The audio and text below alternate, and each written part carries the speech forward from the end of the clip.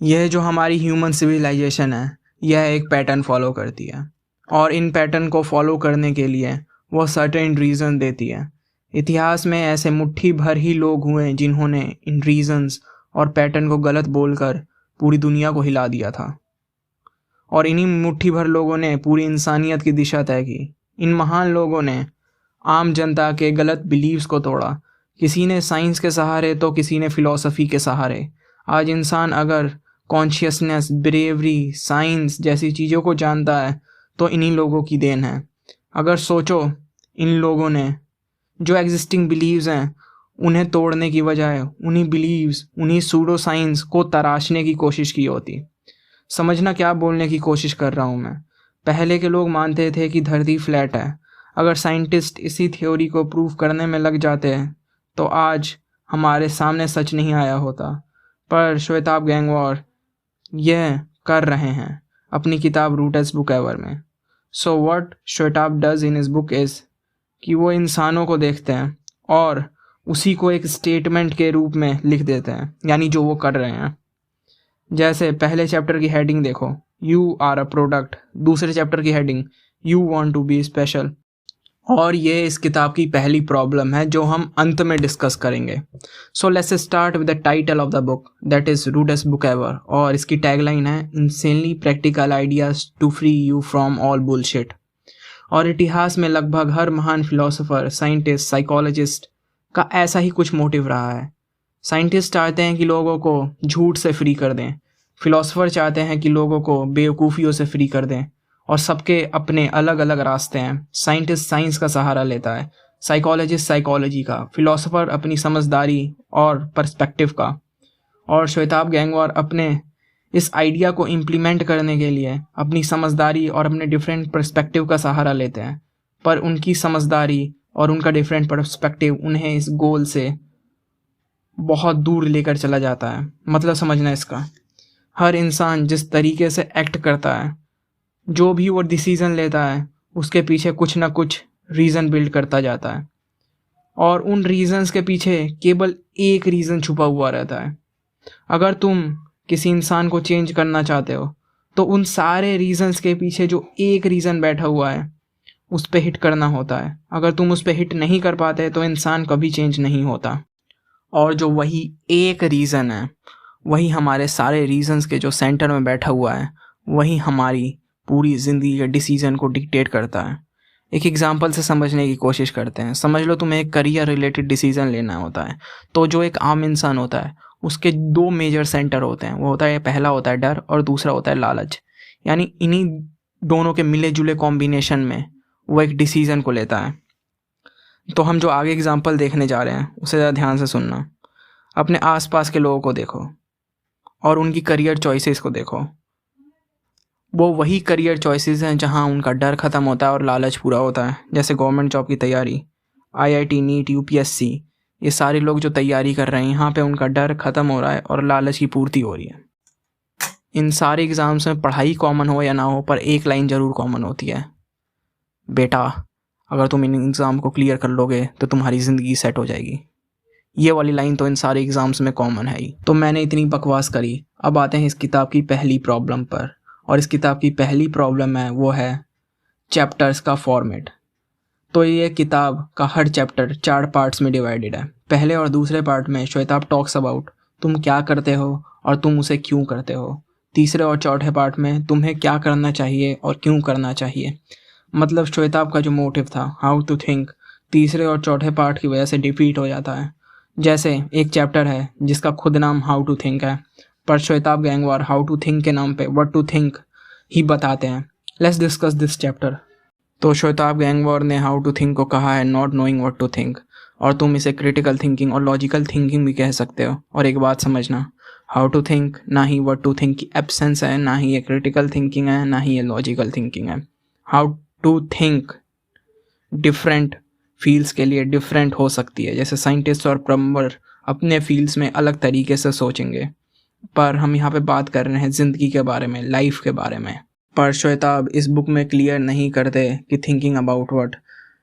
कहीं पर बात करते हैं वो thinking differently, then he talks about packet of information जो हम यूज़ करते हैं दूसरों को प्रॉब्लम सॉल्व करने में। Then he talks about news articles की कैसे हम ऑथर के ओपिनियन को बोरो करते हैं, कैसे हम फ्रेंड्स की बातों को बोरो करते हैं। आगे श्वेताब गैंगवार बताते हैं कि हाउ टू थिंक कैसे करते हैं। सबसे पहले अजम्पशन लेके चलो कि वी डोंट नो शिट। क्या तुम अब देख पा रहे हो कि कैसे हाउ टू थिंक के नाम पे व्हाट टू थिंक बेचा जा रहा है कि भाई मत बताओ वी डोंट नो शिट, कि भाई हम इसके ओपिनियन बोरो करते हैं, उसकी बातें बोरो करते हैं। तुम्हें इस तरीके से डिस्कशन को आगे बढ़ाना होता है कि इंसान कंक्लूजन पे खुद पहुंच जाए। इस किताब ने हाउ टू थिंक के टॉपिक को बहुत इमेच्योरली हैंडल किया है। इमेच्योरली इतना हैंडल ना किया होता तो हमें इन कंक्लूजन्स पे खुद पहुंचना चाहिए था, या फिर मे बी डिफरेंट कंक्लूजन्स। अब तुम समझ सकते हो कि हाउ टू थिंक जैसे टॉपिक का ये हाल है तो बाकी सारे टॉपिक्स का क्या हाल होगा। हमें इसे जानने के लिए चैप्टर के अंदर घुसने की ज़रूरत भी नहीं है। Just look at the headings of the chapter, you are a product. कि भाई अगर ये चैप्टर हाउ टू थिंक के बेसिस पे डेवलप किया गया होता या लिखा गया होता तो शायद इस कंक्लूजन पर हम खुद पहुंचते कि कैसे आज के टाइम में हम प्रोडक्ट्स बनकर रह गए हैं। अगर इस किताब की अप्रोच हाउ टू थिंक के बेसिस पर होती तो जो श्वेताब गैंगवार ने बातें बताई हैं 3rd और 4th पार्ट में, डेट इज़ कि तुम क्या करते हो और तुम्हें क्या करना चाहिए 3rd पार्ट में और क्यों करना चाहिए ये 4th पार्ट में, इस कंक्लूजन पे हम खुद पहुंचते हैं। जो इस किताब की अप्रोच है, इस किताब को पढ़ते टाइम ऐसा लग रहा था कि श्वेताब गैंगवार अपनी फ्लॉड सोच को थोपने की कोशिश कर रहे हो। अगर तुम इन बातों के बारे में थोड़ा सोच लो तो ये बातें टूट के बिखर जाती हैं। एक एग्जाम्पल से समझने की कोशिश करते हैं। जैसे एक चैप्टर है पीपल आर वियर्ड, जहाँ श्वेताब गैंगवार कहते हैं कि लोग ना तो अच्छे होते हैं, ना ही हमें उन्हें वैसे देखना चाहिए, ना ही लोग बुरे होते हैं, लोग तो वियर्ड होते हैं। पहली चीज़ तो ये कि लोग वियर्ड नहीं होते। अगर लोग वियर्ड होते तो इस किताब का कोई सा भी चैप्टर डेवलप नहीं होता, क्योंकि चैप्टर की स्टार्टिंग में श्वेताब लोग क्या करते हैं और क्यों करते हैं इसकी बात करते हैं। लोग अगर अजीब होते तो B.F. स्किनर ने चूहों को पढ़कर इंसानों को समझा नहीं होता, ना ही गुडविन ने चिम्स को पढ़कर। इसलिए मैं कहता हूँ कि ये किताब खुद का ही मोटिव डिफीट करती है। जो श्वेताब गैंगवार दूसरों को ब्लेम करते थे करने का, उन्होंने इस किताब में केवल वही किया है। इसी बात से मूव करते हैं हम इस किताब की सेकंड प्रॉब्लम पर, दैट इज़ खुद को बचाकर पूरी दुनिया पर ब्लेम डालना। अगर श्वेताब गैंगवार किसी फ़िलॉसफ़ी को जन्म देते हैं तो उस फ़िलॉसफ़ी का नाम होगा ब्लेमिंग फ़िलॉसफ़ी, और उसका मोटिव होगा खुद को बचाकर दूसरों पर ब्लेम डालना। जैसे तुम इसी चैप्टर में देखो, अगर लोग वियर्ड होते हैं इसका मतलब क्या हुआ, जो इस किताब को पढ़ रहा है वो भी वियर्ड है, पर वो खुद को देखने की बजाय दूसरों को वियर्ड बोलेगा। यानी एक वियर्ड इंसान दूसरे वियर्ड इंसान को वियर्ड बोलेगा। मतलब समझ आ रहा है यहाँ पे तुम फ्लॉज देख पा रहे हो इस चैप्टर के। और केवल यही चैप्टर नहीं, हमें ऐसा हर चैप्टर में देखने को मिलता है। जैसे पहले चैप्टर की शुरुआत में देखो, the world doesn't gives a flying fuck about you. तो जिसने इस किताब को नहीं पढ़ा वो नहीं देता फ्लाइंग फक, ठीक है, पर क्या जो इस किताब को पढ़ रहा है वो देता है? इसका जवाब है नहीं, वो भी नहीं देता। और मे बी जिसने इस किताब को लिखा वो भी नहीं देता, कोई नहीं देता। पर जो इस किताब को पढ़ रहा है वो दूसरों पे ब्लेम डालेगा कि द वर्ल्ड, ये दुनिया ही तो है जालिम जो मेरे ऊपर बहुत अत्याचार करती है, बिल्कुल भी मेरी परवाह नहीं करती। देख पा रहे हो किस तरीके से ब्लेम डाल रहा है दुनिया पे, वर्ल्ड पे।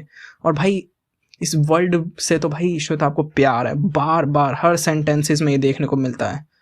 आगे भी हमें ये देखने को मिलता है, the better the choices the better the product you are, that's the simple law on which the world जजेस यू।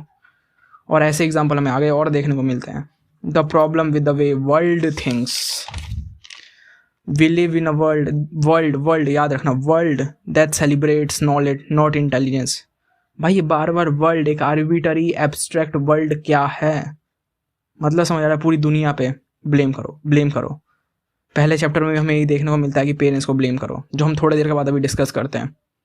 थोड़ा और पहले बात करते हैं इस ब्लेमिंग फिलॉसफी और श्वेताब गैंगवार के बारे में। जैसे पहला चैप्टर है जहाँ श्वेताब गैंगवार कहते हैं तुम एक शिटी प्रोडक्ट हो क्योंकि तुम्हारे पेरेंट्स की वजह से, और क्योंकि तुम्हें हाउ टू थिंक नहीं सिखाया गया। तुम कोई सा भी चैप्टर उठा के देख लो, वहाँ पे तुम्हें ब्लेमिंग फिलॉसफी की झलक दिख जाएगी। समझ लो तुम्हारा दिमाग खराब हो रहा है तो श्वेताब गैंगवार की ब्लेमिंग फिलॉसफी के अनुसार तुम्हें खुद को छोड़ के पूरी दुनिया पे ब्लेम डालना है। यानी ठंड बहुत ज़्यादा हो रही है भाई, गर्मी बहुत ज़्यादा है, एसी नहीं है घर में, भाई मैं अमेरिका में नहीं रहता इसलिए मेरा दिमाग ख़राब हो रहा है, अमेरिका में रहता तो मेरा दिमाग ख़राब नहीं होता। मतलब समझ रहा है, पूरी दुनिया को ब्लेम डालो खुद को छोड़ के, और यही श्वेताब की फ़िलॉसफी का फ्लॉ है। फिलोसफर्स ने कभी ये प्रॉब्लम फेस नहीं करी कि लोगों को 4 स्टेप फार्मूला टू सक्सेस कैसे दे दें। उनकी हमेशा से ये प्रॉब्लम रही है कि लोगों को सोचने पे कैसे मजबूर कर दें, लोगों को जो वो कर रहे हैं, जो वो सोच रहे हैं, उनकी हकीकत उन्हें कैसे दिखा दें, और इस तरीके से दिखाएं कि उनकी पूरी जिस पे वो खड़े हैं, जिस पूरी फाउंडेशन पे वो खड़े हैं, वो हिल जाएं पूरी तरीके से। और इस किताब के अंदर मुझे ऐसी कोई भी बात नहीं लगी कि जो पूरी तरीके से हिला दे इंसानियत को। इसलिए ये रूडेस्ट बुक एवर का टाइटल भी डिजर्व नहीं करती है किताब। इस किताब को पढ़ते टाइम ऐसा लग रहा था कि श्वेता आप कह रहे हो, देखो देखो मुझे पता है तुम ये करते हो ना, ऐसे करते हो ना, ऐसे सोचते हो ना, देखा मुझे सब मालूम है। मतलब समझ आ रहा है कि ये काफ़ी कह लो इमेच्योर वे में चीज़ों को डील किया गया है इस किताब के अंदर। कि ये देखो मुझे पता है तुम ऐसा क्यों कर रहे हो, मुझे पता है तुम ऐसा सोचते हो ना, देखा मैंने लगता है तुम्हारा दिमाग पढ़ लिया, हा हा हा, ये देखो जादू। एक वीडियो में श्वेताब गैंगवार कहते हैं कि वो फुटबॉल इसलिए नहीं देखते क्योंकि उन्हें केवल ये दिखाई देता है कि वहाँ पे लोग केवल बॉल पे लात मार रहे हैं। पर सवाल ये नहीं है कि वहाँ पे लोग बॉल पे लात मार रहे हैं, सवाल ये है कि जो करोड़ों लोग बैठे हुए हैं वो इस चीज़ को इतना इंजॉय क्यों कर रहे हैं, उस लात मारने में मज़ा क्या है आ रहा है लोगों को, सवाल ये है। उसी तरीके से सवाल ये नहीं है कि इंसान अच्छे प्रोडक्ट हैं या बुरे प्रोडक्ट हैं, सवाल ये है क्या आज के टाइम में हम प्रोडक्ट के अलावा भी कुछ और हैं। लोग स्पेशल बनना चाहते हैं तो सवाल ये नहीं है कि लोग स्पेशल कैसे बने, सवाल ये है कि क्या वो सच में स्पेशल बनना चाहते हैं या फिर स्पेशल बनने वाली जो फीलिंग है वो कुछ और ही है, किसी और बिगर पर्पस की तरफ इशारा है। सवाल ये है, गलत सवाल गलत जवाब, और इसी तरीके से हमारी रूडेस्ट बुक होती है ख़त्म। So Shwetab Gangwar is actually not the first guy who is talking about this topic of how to think and what to think. आज से 70 साल पहले में भी अप्रॉक्स 70 ईयर्स पहले 1952 में कृष्णमूर्ति के जो जे कृष्णमूर्ति हैं, उन्होंने भी इसके बारे में बात करी थी कि कैसे हमारे शिक्षा के संस्थान हैं वो हमें व्हाट टू थिंक सिखाते हैं, हाउ टू थिंक नहीं सिखाते, यानी सोचे कैसे ये नहीं सिखाते पर सोचे क्या ये ज़रूर सिखा देते हैं। तो इसी चीज़ को अगर तुम्हें ज़्यादा में पढ़ना है, एक मैच्योर डिस्कशन देखनी है, तो तुम देख सकते हो उनकी किताब, यानी पढ़ सकते हो उनकी किताब शिक्षा। बहुत मैच्योर तरीके से इसी टॉपिक को हैंडल किया गया है और श्वेताब ने बहुत इमेच्योरली इसे हैंडल किया है। तुम दोनों की थिंकिंग में डिफरेंस आराम से देख पाओगे। See you in the next video everyone.